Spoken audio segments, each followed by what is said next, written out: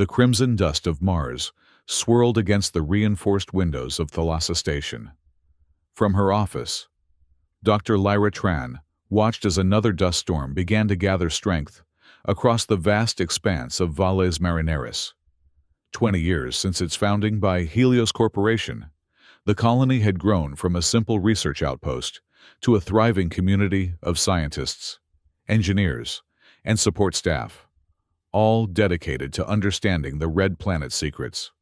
As chief science officer and geologist, Lyra had spent 7 years at Thalassa. She'd come to love the harsh beauty of Mars, its ancient terrain whispering stories of a planet that once held promise of life. The year was 2147, and humanity's reach had extended beyond Earth to establish permanent colonies on the Moon, Mars, and mining operations throughout the asteroid belt. The Interplanetary Alliance government maintained strict oversight of all off-world operations, particularly when it came to information control and security protocols. Lyra brushed a strand of dark hair from her face as she reviewed the morning sensor readings. The massive canyon system of Valles Marineris had always been the prime location for Martian exploration, over 7 times longer and 4 times deeper than Earth's Grand Canyon. It offered geological insights spanning billions of years. Beneath the station lay an intricate network of ice caves, discovered during the initial construction and expanded over the decades. Those caves had become Thalassa's greatest resource and its most closely guarded secret. A gentle chime from her communication panel interrupted her thoughts. Dr. Tran, the voice of Maya Reyes, the station's security chief, came through with an edge of concern. "We've lost contact with Expedition Team 4. Lyra frowned. "They were just mapping the Eastern Cavern extension. How long have they been silent?" 47 minutes. Their scheduled check-in was missed, and we're getting no response on any channels. Who's on the team? Dr. Morales, Kozlov, and Chen. Lyra's stomach tightened. Elena Morales was not only the station's top biologist, but also Lyra's closest friend at Thalassa. "Send out a search team immediately. I'll meet them at the Eastern Airlock." "Already prepping. Arjun is joining us." "Good. I'll be there in 10. Lyra quickly gathered her equipment: emergency beacon, portable analyzer, and oxygen supplement. Standard procedure for any excursion outside the main habitat. As she hurried through the station's corridors, she noticed an unusual quietness. Typically, at midday, the hallways buzzed with activity, researchers moving between labs, maintenance crews tending to the station's systems. Today, however, many of the compartments she passed appeared empty. At the Eastern Airlock, she found Arjun Patel, the station's maintenance engineer, helping Maya suit up. "Any word?" Lyra asked, as she reached for her own pressure suit.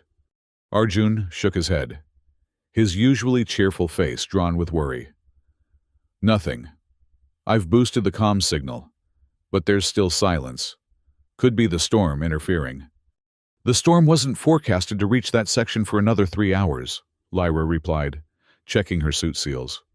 Maya, already fully equipped, stood by the airlock door, her tall frame imposing in the red and white emergency response suit. "We should move quickly. The storm's accelerating faster than predicted." The 3 of them completed final safety checks before cycling through the airlock and emerging onto the Martian surface. Even through her helmet, Lyra could hear the thin atmosphere whipping particles of dust against her visor. Visibility had dropped to less than 50 meters, the world beyond a hazy crimson veil. They followed the marked trail toward the eastern caves, their helmet lights cutting sharp beams through the swirling dust. The path, usually a 30-minute walk, took them nearly an hour to navigate in the worsening conditions. "There!" Maya suddenly called out, pointing ahead. Through the dust, 3 figures emerged, stumbling toward them. Relief flooded through Lyra as she recognized Elena's distinctive blue-striped suit. The biologist was supporting Kozlov, who appeared to be limping heavily. The 3rd team member followed close behind, carrying what looked like sample containers. As they met, Lyra noticed something alarming. Elena's helmet showed a fracture, hastily sealed with emergency patch material. "What happened?" Lyra demanded over the comm channel, as they helped the expedition team back toward the station. Elena's voice came through with strange pauses between words. "Found. Something. Need to get back. Show you." "Are you injured? Your helmet?" "Not hurt. Just different." Elena's voice sounded distant, almost mechanical. Once inside the decontamination chamber, the full team removed their helmets. Kozlov had a nasty gash on his leg, while Elena stood perfectly still, her eyes fixed on the sample container she clutched. Lyra approached her friend, concerned by her unnatural stillness. "Elena, what did you find?" The biologist slowly turned, and Lyra had to suppress a gasp. Elena's normally warm brown eyes had a faint, almost imperceptible reddish glow to them, and thin, vein-like patterns spread from her temples across her cheeks. "We found evidence," Elena said, her voice stronger now, but with an unsettling cadence, "of biological systems unlike anything we've cataloged. Not in the main cavern, but a new chamber. The readings were confusing." Maya stepped forward, her hand instinctively moving toward her sidearm. "Dr. Morales, you need medical attention. Your face." "It's adaptation," Elena interrupted, a strange smile forming. "The samples we collected showed extraordinary properties. I believe they're changing in response to our presence." Arjun moved to take the sample container, but Elena clutched it tighter.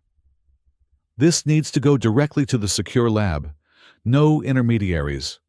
Lyra nodded slowly, maintaining a calm exterior despite her growing unease. "Of course. Let's get Kozlov to medical, and we'll take the samples where they need to go." As they moved through the station toward the medical bay, Lyra noticed more empty corridors and workstations. "Where is everyone?" she asked Arjun quietly. The engineer shrugged. "Some scheduled maintenance in the lower levels pulled a few teams down there. Others—" He hesitated. "Others have been reassigned suddenly. Helios sent transfer orders for about 20 personnel yesterday. Very unusual." In medical, Dr. Wei examined Kozlov's leg, while Lyra and Maya escorted Elena, still clutching her samples, to the secure laboratory. Once inside, Elena placed the container in an isolation chamber and began the scanning sequence. "What exactly did you find?" Lyra asked, watching as the scanner displayed initial results. Elena's movements were precise, almost robotic. "A biological matrix embedded in the ice wall. It responded to our presence, to heat, light, perhaps even sound. It's structured like nothing in our database." She turned to Lyra, those strange red-tinged eyes intensifying. "It's alive, Lyra. And it's old, very old." Before Lyra could ask more questions, her communication panel chimed urgently. It was Dr. Wei from medical. "Dr. Tran, Kozlov is missing." "What? How is that possible? He was injured." "He was here 5 minutes ago. I turned to prepare an antiseptic, and when I looked back, he was gone. His suit is still here." A cold dread settled over Lyra. "Lock down the medical bay. We'll be right there." But when they arrived at medical, they found Dr. Wei unconscious, a small puncture wound on his neck, of Kozlov. There was no sign, just a trail of reddish dust leading to a ventilation shaft. "Security alert," Maya commanded into her comm unit. "Full station lockdown. All personnel to report to nearest emergency stations for head count." The station's alarm began to wail, red emergency lights pulsing through the corridors. As personnel gathered at designated points, the truth became horrifyingly clear. 17 people were unaccounted for. Dr. Elena Morales had vanished during the confusion, along with the mysterious samples. In the command center, Lyra, Arjun, and Maya pored over security footage, searching for clues to the disappearances. The cameras in sections 7 through 12 Experienced unexplained malfunctions over the past 8 hours, Arjun reported, frustration evident in his voice. It's as if something knew exactly where to blind us. What about the sensor grid? Lyra asked. Showing interference patterns I've never seen before. Look at this. He pulled up a display showing the station's environmental monitoring system. Throughout the structure, particularly in the lower levels, the sensors showed impossible readings, temperature fluctuations that would be lethal. Yet no alarms had triggered, air composition variations that should have initiated emergency protocols. The system's been compromised, Maya concluded grimly. Question is, by what? Or whom? A priority communication alert flashed on the main screen, direct from Helios corporate headquarters on Earth. The stern face of Executive Director Vance appeared. Dr. Tran, I understand there's been an incident at Thalassa. Lyra stepped forward.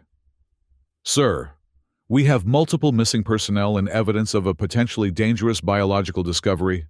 We need immediate. What you need, Vance interrupted coldly, is to maintain information control. This channel isn't secure enough for details. A security team led by Commander Garrett Wolf is already en route to your location. They will handle the investigation. Until then, you are to tell no one outside your immediate response team about what's occurred. But sir, people are missing, possibly in danger. That is an order. Dr. Tran, maintain station operations and await Commander Wolf's arrival in 26 hours. Helios out. The screen went black, leaving them in stunned silence. They already knew, Arjun whispered. How did they know before we even reported it? Maya's expression hardened. Because this isn't the first incident. What do you mean? Lyra demanded. 2 months ago, I received a security brief about a similar occurrence at the Iola station. Personnel disappearing. Strange biological samples. The brief was retracted an hour after I received it. Claimed to be a training exercise scenario.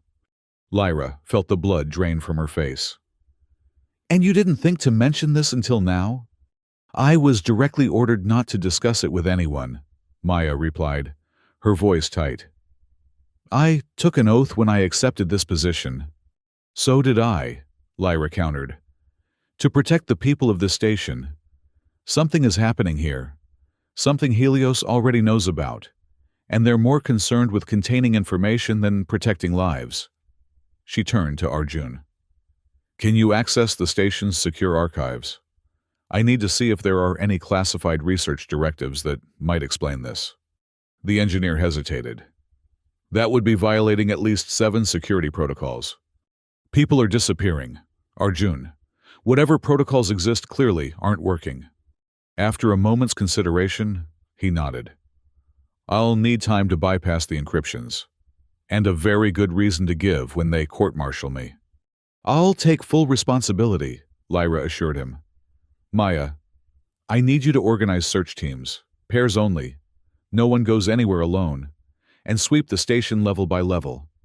And what will you be doing? Maya asked. Lyra's expression was determined. I'm going back to those eastern caves. Whatever started this came from there. The answers we need might still be there too. Not alone. You're not, Maya insisted. I'm coming with you. No, you're needed here to coordinate the search. I'll take... Lyra paused, considering who she could trust. I'll take Arjun once he's set up the archive search. Over the next hour, they prepared for both missions. Arjun established a hidden terminal in an unused maintenance room to run his decryption algorithms, while Lyra gathered specialized geological sampling equipment. Maya organized the remaining personnel into search teams, equipping each with emergency transponders and weapons, an unprecedented measure in the scientific station. As Lyra and Arjun prepared to depart for the caves, she pulled Maya aside. If we're not back in 4 hours, or if Commander Wolf arrives before then, seal the eastern section and initiate emergency protocols. Don't trust anything Helios tells you without verification. Maya nodded grimly. 4 hours?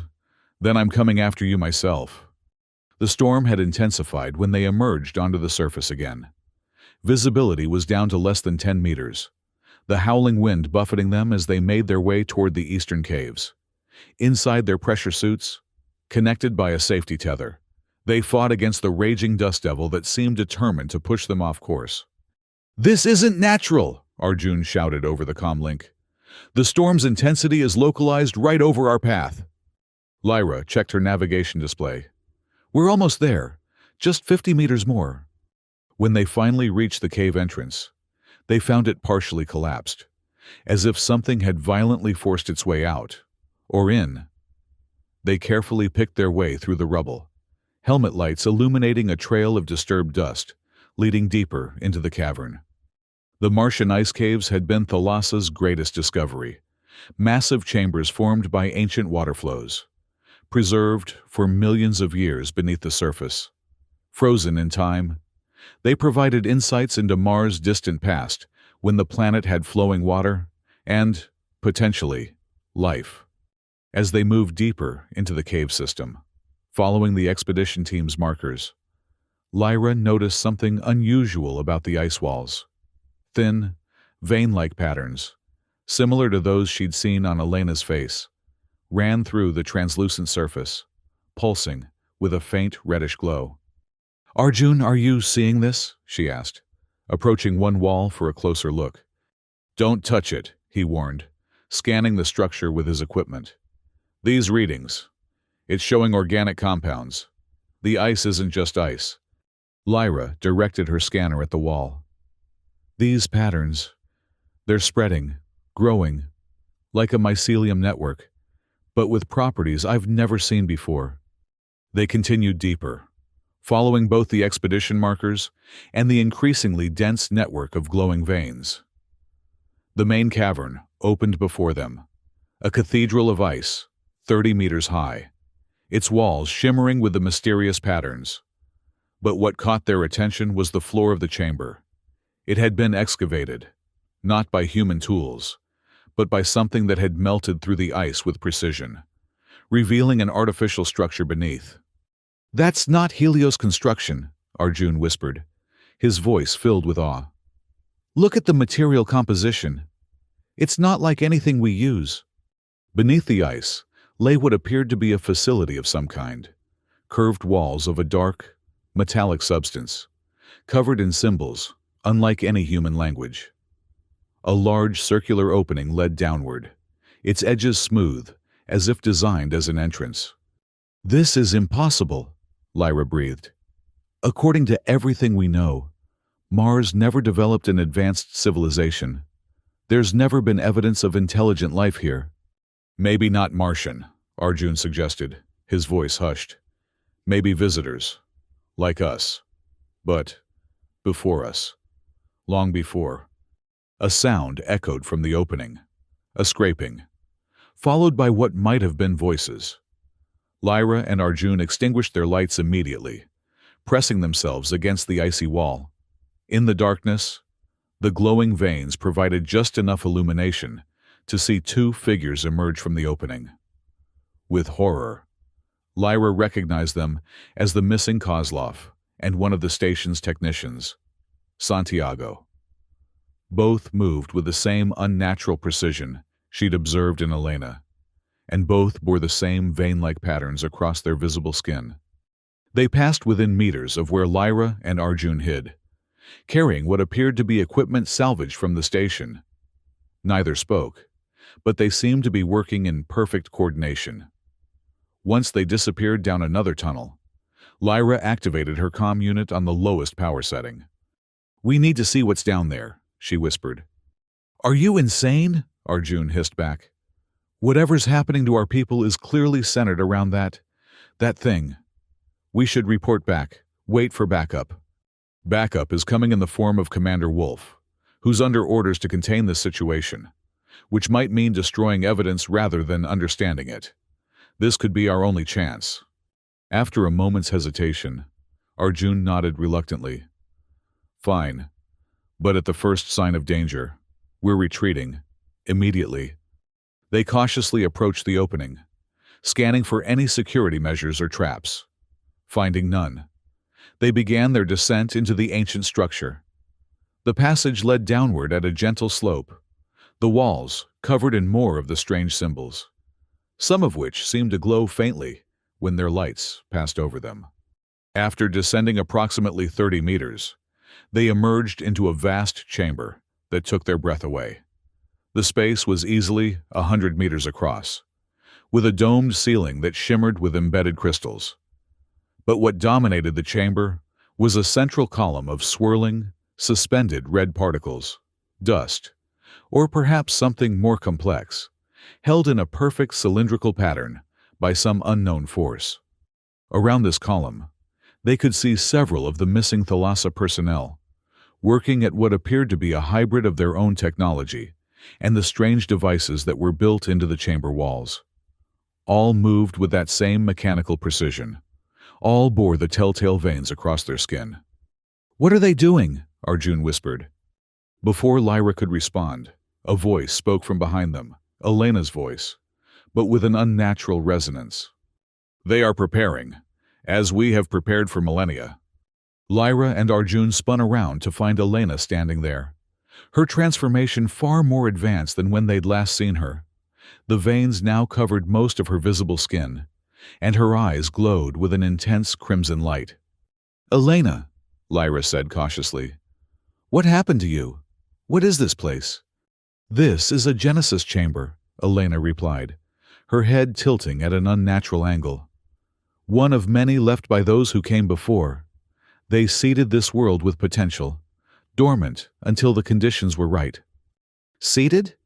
You mean this is some kind of alien technology?" "Not alien, just earlier. The first wave of explorers from your world. They came when Mars still held surface water, established outposts, conducted experiments. When the planet's core cooled and its magnetic field failed, they knew their colony would die. So they created us." "Us?" Arjun questioned. "Marsarakis," Elena said, the word sounding both ancient and impossibly alien on her tongue. "A biological failsafe, a way to preserve their knowledge, their essence, until Mars could be made habitable again." She gestured around the chamber. "We have waited, dormant in the ice, for the right carriers to return. And now you have—" A cold realization washed over Lyra. "You're using our people as hosts. We are merging, becoming something new. Your bodies provide mobility and resources our dormant forms lacked. Your technology offers the means to complete what was started eons ago." "And do our people have any say in this merger?" Lyra demanded. Elena's expression remained impassive. "The process is irreversible once begun, but they are not lost, merely transformed. Their memories, their knowledge, all are preserved within the collective." "This isn't right," Arjun interjected. "You're essentially hijacking their bodies, their lives." "Perspective," Elena replied simply. "From ours. We are fulfilling our purpose, survival and continuation, the same driving force behind your own colonization efforts." As they spoke, Lyra noticed more of the transformed personnel emerging from other entrances to the chamber. They were being surrounded, cut off from escape. "Why show us this?" Lyra asked, stalling for time as she tried to formulate a plan. "Why not just take us like the others?" "Because you are different, Lyra Tran. Your genetic structure shows resistance to our integration process. You would be incompatible, a rare anomaly. And you," she turned to Arjun, "possess technical knowledge we require voluntarily shared. Forced integration compromises such specialized neural pathways." "So what? You're offering us a choice? Join willingly or—" "There is no or," Elena stated flatly. "The process has begun for this colony. It cannot be stopped. But you could help guide it, make it less traumatic for those who follow." A new voice suddenly echoed through the chamber. "That's quite enough information sharing, Dr. Morales." From another entrance, a team of 6 heavily armed individuals entered, led by a tall, imposing man with a scarred face, Commander Garrett Wolfe, Lyra presumed, arrived much earlier than expected. "Commander Wolf," Elena acknowledged, seemingly unsurprised. "Your arrival was anticipated." "I'm sure it was," Wolf replied coldly, his team spreading out, weapons trained on the transformed personnel. "Helios has been tracking your awakening across 3 different outposts now. You're becoming predictable." Lyra stared in shock. "You knew about this? About what's happening to our people?" Wolf barely glanced at her. "Dr. Tran, so glad to find you still. Yourself?" "Yes. Helios has been aware of the Marsarak's presence for some time. Initial contact was made at Aeola Station 5 months ago. We've been studying the integration process since then." "Studying?" Arjun's voice rose in disbelief. "People are being taken over by some ancient biological entity, and you're treating it like a science experiment?" "A potentially lucrative science experiment," Wolf corrected. "The Marsarak's biological matrix shows remarkable adaptive properties: self-repair, environmental response, neural integration. The military and medical applications alone are worth trillions." Lyra felt sick. "So you've been letting this happen?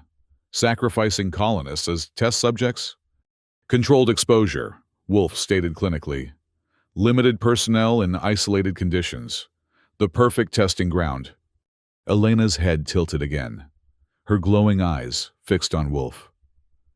"You believe you are in control of this process. This is incorrect." "Oh, I think we understand each other perfectly," Wolf countered. "You need human hosts to fully revive your dormant civilization. We need your biological technology. A symbiotic relationship benefits us both." "There is no symbiosis in extinction," Elena replied. "And that is what you face if you continue to interfere with our awakening." Wolf smiled thinly. "Brave words from a species that's been sleeping in ice for millions of years. You need us more than we need you."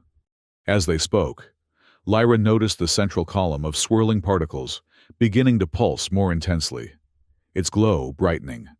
The transformed personnel had stopped their work and now stood perfectly still, all facing the column. "Commander," one of Wolf's team warned, "energy readings are spiking throughout the chamber." "Contain them," Wolf ordered. "Prepare the suppression charges." His team began placing devices around the chamber's perimeter, some kind of specialized explosive, Lyra guessed. She caught Arjun's eye, a silent communication passing between them. Whatever was about to happen, they needed to act. The confrontation escalated rapidly. As Wolf's team attempted to secure the chamber, the transformed personnel moved with sudden, coordinated precision. Elena launched herself at the nearest security officer with inhuman speed, while others targeted the suppression charges. Chaos erupted, weapons fire, shouted commands, the strange humming energy of the central column intensifying. Lyra and Arjun used the confusion to retreat toward one of the secondary exits, but their path was blocked by 2 transformed technicians. "This way!" Arjun shouted, pulling Lyra toward what appeared to be a maintenance accessway, human technology grafted onto the ancient structure. They squeezed through the narrow passage, emerging into a smaller chamber filled with Thalassa's communication equipment, clearly repurposed. Multiple screens displayed data streams, and a large transmitter had been constructed in the center. "They're sending signals," Lyra realized, scanning the equipment. "To other outposts, other dormant Marsarak sites." Arjun moved quickly to the transmitter's control panel. "If we disable this, we might slow whatever they're planning." Behind them, the sounds of fighting grew louder. They worked frantically, Arjun attempting to shut down the transmitter, while Lyra searched the data for any information about other affected locations. "Arjun, look at this," she called, pointing to a map displayed on one screen. It showed Mars' surface with multiple highlighted points, all corresponding to human outposts. "They're targeting every colony on the planet." Before Arjun could respond, the door to the chamber burst open. Commander Wolf stumbled in, blood streaming from a gash on his forehead, his weapon trained unsteadily before him. "Step away from the equipment," he ordered, his voice strained. "Commander, they're planning to infiltrate every Martian colony," Lyra explained quickly. "We need to warn—" "What we need," Wolf interrupted, "is to secure this technology. Helios protocol is clear. The Marsorake's integration process is to be contained, studied, and weaponized." "People are dying out there!" Arjun shouted. "Acceptable losses for what we stand to gain," Wolf replied coldly. "Now step away from the transmitter." Lyra saw the madness in his eyes, the corporate directive overriding all humanity. And what happens when the integration process can't be controlled? When it spreads beyond Mars? That's not your concern. Wolf moved closer, his weapon unwavering despite his injuries. "Helios has containment protocols." "Like the ones that worked so well here?" Arjun asked bitterly. A sudden explosion rocked the chamber, sending all three of them staggering. Through the doorway, Lyra could see the main chamber engulfed in chaos. The central column had expanded, tendrils of swirling particles reaching out to touch the transformed personnel, who stood with arms outstretched in what almost looked like worship.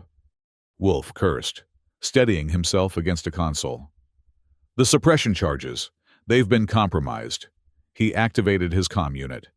"Team, status report." Only static answered him. Taking advantage of his distraction, Lyra lunged for his weapon. They struggled briefly before Arjun joined the fight, the three of them grappling as another explosion shook the structure. The weapon discharged, a plasma bolt searing through equipment and ricocheting around the metal chamber.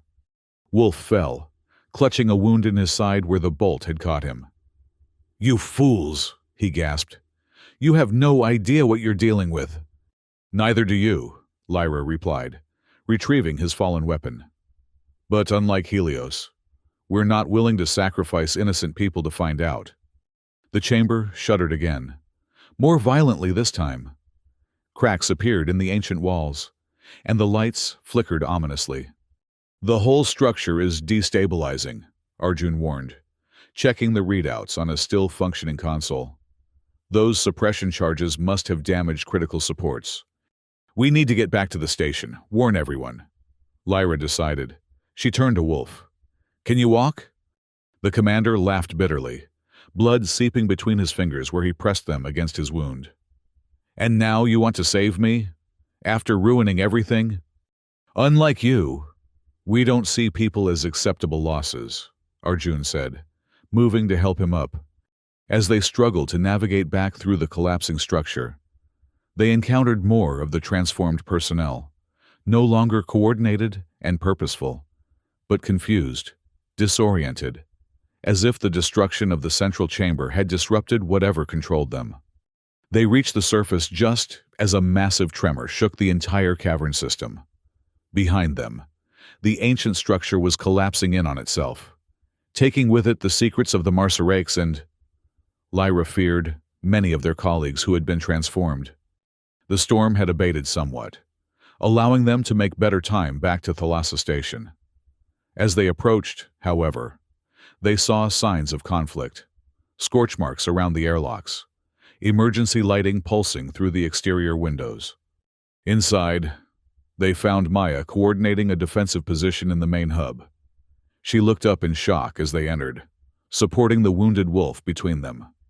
"You're alive?" she breathed, relief washing over her face. "We thought—" She stopped, noticing Wolf. "Commander, you're earlier than expected." "Situation deteriorated faster than projected." Wolf grunted as they lowered him onto a medical gurney. "Status report." Maya's expression hardened. "About 40% of station personnel have been affected. They began acting strangely about an hour ago, attempting to access critical systems. We've contained most of them in the lower levels, but some escaped to the surface." The transmitter, Lyra realized. They were receiving directions from the chamber. When we destroyed it, we disrupted whatever was controlling them, Arjun finished. But that doesn't mean they're free of the Marsorake's influence. Dr. Wei approached to tend to Wolf's wound. I've been examining some of the affected personnel we managed to sedate. The biological changes are extensive. Neural pathways rewired. Cellular structures altered. It's unlike anything in medical literature. Can it be reversed? Lyra asked. Wei shook his head grimly. Not with our current knowledge and technology. The process appears permanent once it reaches advanced stages. Wolf laughed weakly from the gurney. Which is exactly why Helios wanted to study it, rather than destroy it. Imagine the applications. Soldiers who can't die. Workers who don't tire. Minds linked in perfect coordination. Slaves, Lyra corrected sharply. What you're describing are slaves. Before Wolf could respond, alarms blared throughout the station. Maya rushed to a console. Multiple breaches in the lower containment areas, she reported. The affected personnel are coordinating again, attempting to reach the communication center. But how? Arjun demanded. We destroyed the transmitter. Unless that wasn't the only one, Lyra realized with growing horror. The Marsarakes had millions of years to prepare. They would have built redundancies. Maya's fingers flew across the console. They're accessing our long-range communication array, attempting to send a signal off-planet. Shut it down, Wolf ordered, struggling to sit up. Cut all external communications immediately. If we do that, we lose our connection to Earth, to the other colonies. Maya objected. Better isolated than infected, Wolf countered. Executive override Helios Alpha 79. Initiate protocol blackout. The console beeped in acknowledgement, and throughout the station, systems began shutting down. Communications, non-essential power, external sensors. What have you done? Lyra demanded. Saved the rest of humanity. Potentially, Wolf replied coldly. Thalassa is now in quarantine. No signals in or out until a proper containment team arrives. And how long will that be? Arjun asked. Standard protocol for biological containment is a minimum 30-day isolation period before assessment, Wolf stated. My team was meant to establish the quarantine perimeter. Since they're now compromised, the automated systems will maintain isolation until headquarters determines it's safe to send another team. Lyra exchanged a grim look with Maya and Arjun. So we're trapped here with an unknown number of transformed personnel and no way to call for help. Not trapped, Wolf corrected. Contained. There's a difference. Over the next several hours, they worked to secure what remained of the station. Of the original 142 personnel, only 57 remained unaffected, or at least showed no visible signs of transformation. The rest were either confirmed transformed, missing, or dead in the conflicts that had erupted. Arjun managed to access the station's secure archives, just as he'd been attempting before their expedition to the caves. What they found confirmed their worst fears. Helios had been aware of the Marsarakes for nearly a year, ever since the first excavation teams at Aeola Station had uncovered similar ancient structures. They've been studying the integration process, Lyra said in disgust as she reviewed the classified files. Deliberately exposing small groups of personnel to test the progression and effects. Testing weaponization potential, Maya added, reading over her shoulder. Selective exposure protocols, neural override experiments. They were treating our colleagues like lab rats. Wolf, now stabilized but confined to the medical bay under guard, offered no apologies when confronted. Scientific progress requires sacrifice. The potential benefits of Marsarakes technology outweigh the costs. Tell that to Elena, Lyra snapped. To all the others who didn't choose to be sacrificed for your progress. As days passed, they established a tenuous stability within the station. The transformed personnel had retreated to the lower levels, seemingly content to remain isolated. Periodic attempts to communicate with them yielded little insight. They responded only in cryptic statements about preparation and awakening. On the 7th day of isolation, something changed. The transformed personnel began to die.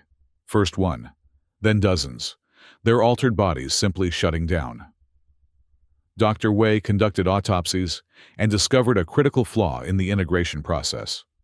The Marsorake's biological matrix is incompatible with human physiology long-term, he explained, showing them cellular degradation patterns.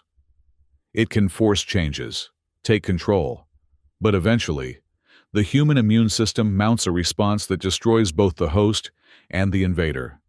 So they were doomed from the start, Arjun said quietly. All those people, for nothing. Not for nothing, Wolf interjected from his bed. He had been listening to their discussion.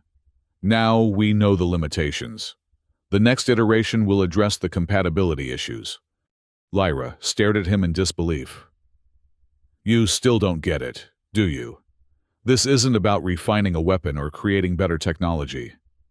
These were people, our friends, colleagues. Their lives meant something. Their lives advanced human knowledge, Wolf countered. That's more meaning than most ever achieve. 2 weeks into the quarantine, they detected a new development. The remaining transformed personnel had begun excavating beneath the station, using maintenance tools to dig through the Martian soil. Sensor readings showed they were following a specific pattern, creating what appeared to be a massive symbol, visible only from above. It's a beacon, Arjun realized, analyzing the pattern. They're signaling something. But what, and to whom? Maya wondered. All our communications are blocked. Lyra had been studying the ancient symbols from the chamber, comparing them to the pattern being dug. I don't think this is meant for anyone on Mars or Earth. I think they're signaling elsewhere. The implication hung heavy in the room. By the 21st day of quarantine, all the transformed personnel had died, their bodies simply giving out as the incompatible biological matrix finally overwhelmed their systems.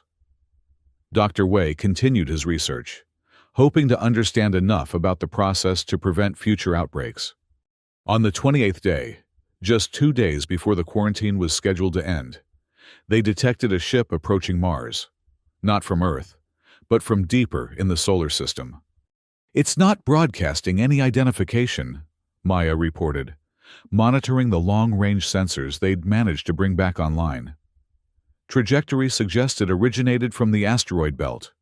Another Helios vessel? Arjun suggested. No Helios ships are scheduled to be in that sector, Wolf stated, now recovered enough to join them in the command center, though still under guard. And that approach vector? It's all wrong for Earth origin. As the unidentified ship drew closer, it began broadcasting a signal, not in any human communication protocol, but in patterns that matched the ancient symbols from the Marsorake's chamber. They're responding to the beacon, Lyra realized with growing dread. Whatever our transformed colleagues were signaling, it's answered. We need to re-establish contact with Earth. Warn them, Maya urged. No, Wolf countered. Protocol is clear.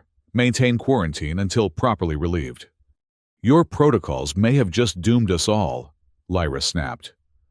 Whatever that ship is, it's not here to help Helios with its weapons research.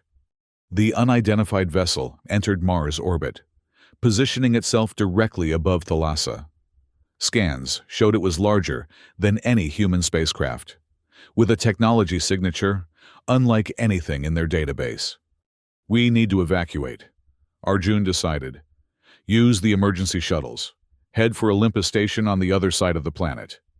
And risk spreading whatever this is? Wolf objected. Absolutely not. There might be another option, Lyra said quietly. All eyes turned to her. The station's self-destruct protocol. It was designed to prevent catastrophic containment breaches. Silence fell over the command center as the implications sank in. That would mean sacrificing the station, Maya finally said. Everything we've built here. Better the station than all of Mars. Or Earth, Lyra replied. If these are more Marsorakes, coming to continue what the others started. You don't have the authority to make that call, Wolf stated flatly. Only a Helios executive can authorize self-destruct. Arjun gave a hollow laugh. Funny thing about those secure archives I accessed. They included executive authorization codes. The decision was not made lightly. They spent hours debating alternatives, searching for any other solution. But, as the unidentified ship began its descent toward the Martian surface, heading directly for Thalassa, the choice became clear. They would evacuate as many unaffected personnel as possible to the emergency bunkers, several kilometers from the station, structures designed to withstand massive environmental disasters. A skeleton crew would remain to ensure the self-destruct sequence completed properly. I should stay, Wolf volunteered unexpectedly. This situation is partly my responsibility. Helios protocols have caused enough damage. Lyra cut him off. You're going to the bunker. Commander, someone needs to tell Earth what really happened here, not whatever sanitized version Helios would prefer. In the end, Lyra, Arjun, and Maya remained behind while Dr. Wei led the evacuation of the surviving personnel. As the unidentified ship touched down less than a kilometer from the station, they initiated the self-destruct sequence. 10 minutes until detonation, the automated system announced calmly. Please proceed to emergency evacuation points. Through the command center windows, they could see the alien vessel, its hull shimmering with the same vein-like patterns they'd observed in the ice caves and on the transformed personnel. A section of its hull was reconfiguring, opening to reveal what appeared to be an exit ramp. We should go, Maya urged, checking her weapon. The emergency vehicle is prepped. Lyra nodded, but her attention was caught by something on the sensors. Wait, I'm detecting a biological signature approaching from the ship. We need to see what we're dealing with. Against Maya and Arjun's objections, they remained long enough to witness the emergence of the ship's occupants. Tall, slender figures that moved with fluid grace across the Martian surface without pressure suits. Their bodies seemed to shift and adapt to the harsh environment in real time. The same vein-like patterns flowing across their skin. The original Marsarakes, Lyra breathed. Not just a biological weapon or experiment. An entire species. Evolved far beyond what we saw in our transformed colleagues, Arjun added. His voice hushed with a mixture of scientific awe and terror. 7 minutes until detonation, the system reminded them. We need to go. Now, Maya insisted, physically pulling them away from the observation window. They raced to the emergency vehicle bay, the station already beginning its shutdown procedures around them. As they prepared to depart, Lyra made a last-minute decision. I need 1 more minute, she told the others, rushing back toward the laboratory section. Lyra, we don't have time, Arjun called after her. Just get the vehicle started. I'll be right back. In Dr. Wei's lab, Lyra quickly located what she was searching for. Samples of the Marsarakes' biological material, carefully preserved and isolated. She secured several vials in a containment case, along with all of Wei's research data. 5 minutes until detonation? When she returned to the vehicle bay, Maya and Arjun were waiting anxiously. What did you... Arjun began, then saw the case she carried. Lyra, are you insane? After everything that's happened? Knowledge is our only defense, she replied, securing the case in the vehicle. If they're coming back, if there are more of them out there, humanity needs to understand what we're facing. They had no more time to argue. The emergency vehicle launched from the station, speeding across the Martian surface toward the distant bunkers. Behind them, Thalassa Station began its final countdown. From a safe distance, they watched as the station erupted in a massive explosion, the shockwave rippling across the Martian dust. The alien ship, caught in the blast radius, suffered significant damage, but remained partially intact. When they reached the emergency bunkers, they found the other survivors already establishing a temporary base. Commander Wolf, upon seeing the containment case Lyra carried, immediately attempted to confiscate it. Those samples are Helios property, he insisted.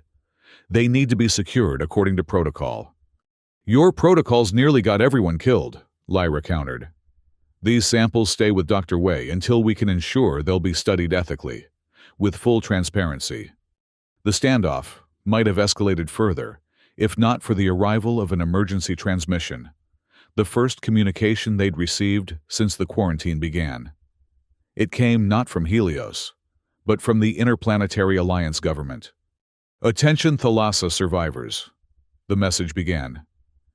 "This is Admiral Chen of the IAG Security Council. We have been monitoring the situation on Mars, following detection of an unauthorized vessel entering orbit. Your quarantine status has been overridden by direct order of the Security Council. Evacuation ships are en route to your location. Stand by for further instructions." The message continued with coordinates and protocols, but Lyra barely heard them. Her attention was drawn to the horizon, where a faint infrared signature was visible through the dust, movement from the crash site of the alien vessel. "They survived," she whispered. In the days that followed, as IAG ships arrived to evacuate the Thalassa survivors, Lyra provided a full account of what had transpired: the discovery of the ancient Marsarakes, Helios's unethical experiments, the arrival of the alien vessel. Commander Wolf was taken into custody pending investigation, while the samples and research data were secured by IAG scientists. The official report released to the public stated only that Thalassa Station had suffered a catastrophic environmental system failure, resulting in the tragic loss of many personnel. The Martian colony was deemed unsafe and placed under indefinite quarantine. Lyra, Arjun, and Maya were returned to Earth, debriefed extensively, and eventually released under non-disclosure agreements. Dr. Wei continued his research under IAG supervision, searching for ways to identify and counteract Marsarak's biological infiltration. 6 months after returning to Earth, Lyra stood on the observation deck of her apartment in New Shanghai, gazing up at the red planet visible in the night sky. The nightmares still came regularly, visions of Elena's transformed face, the ancient chamber with its swirling column, the fluid grace of the true Marsarakes emerging from their ship. Her secure communication panel chimed, indicating a message from Arjun. It contained only a simple text: "They found something. Olympus Station. Same pattern." Lyra closed her eyes, feeling the weight of knowledge pressing down upon her. The Marsarakes had been on Mars for millions of years, patient beyond human comprehension. The destruction of one vessel, one awakening site, would not deter them.